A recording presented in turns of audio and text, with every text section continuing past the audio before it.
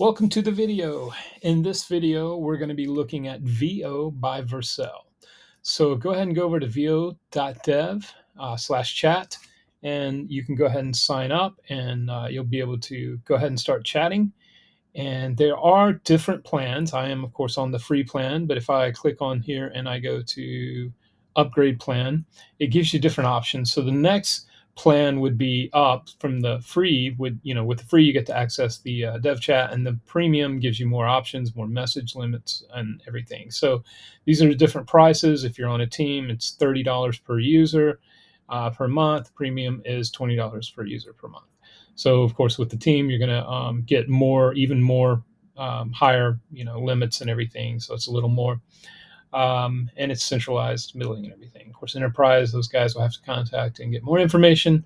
But we're sticking with the free plan right now. So let's go ahead and cancel that out, and let's go ahead and create a simple to-do app. So.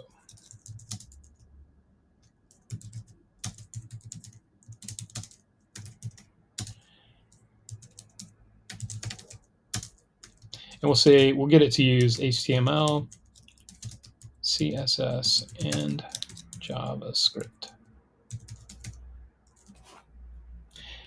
And we'll go ahead and submit that. And I like doing the same sort of thing so we can compare how each one of these different platforms compares to each other. And of course, this is similar to, the Canvas, OpenAI's new Canvas, or ChatGPT's new Canvas. Although this has been around longer, but it's generating. It goes ahead and creates it. So it's went ahead and generated it, and then it's given us the preview of this. And so we can go ahead and test this out. So we'll go to do one, and that was great. That was impressive. I pressed enter, and it went ahead and created the to-do. It gave us the checkbox. The checkbox does a strike through, and it doesn't do a weird strike through the delete button. So it's not, striking through the entire LI component. So that's good. Let's put another to-do here, 2. That's excellent. So we can strike through to that too, and we can do a delete. And this is phenomenal. This is working great. Let's go back and look at our code here. So, of course, it is putting all this code on one page. So you've got your CSS styles up here. I wonder if this. So you got all your CSS styles up here. So, and it's doing, the classic Arial sans serif font. We're doing a max width of 500 pixels, and the background color is, of course, the FOFOFO. It's centering the text as we saw for the header, and it's using flex, and the to-do input. Okay, it has the add button. So this is basically just the CSS, and it looked really good. Let's go ahead and scroll down for a simple to-do app, of course. And let's see. So for the body, we've got the header tag, and it titled the to-do app, to-do application to app. It did use a form, so we're going to definitely have a form that we're working with. We're doing the input with the placeholder of enter your task, as we saw, and then we add the button, and we've got the ID of to-do input and add button. So I'm sure we're using some add listeners for that. Let's see, get element by ID, and let's see.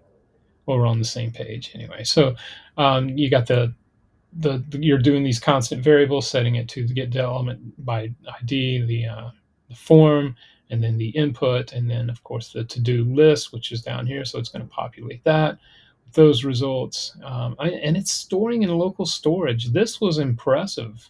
This was one of the most impressive, with the exception that it put everything on one page. One of the most impressive outputs. So very, very good. Very impressed with this. So the render, let's see. So we're starting off with the blank, and for each we're doing the loop, and to do complete, no. So that's, yeah, okay, excellent. And it's concatenating this. All right, checkbox as an input field, so that's good. And pin child, so we got this, and which is that function. So we have the function to do, which is pushing it, and the toggle, which is going to toggle complete or not complete. Of course, the function delete to do is going to remove it, and then save to do. So the function, so you can save it to the to there. So I didn't see. Let's see, where was the save at?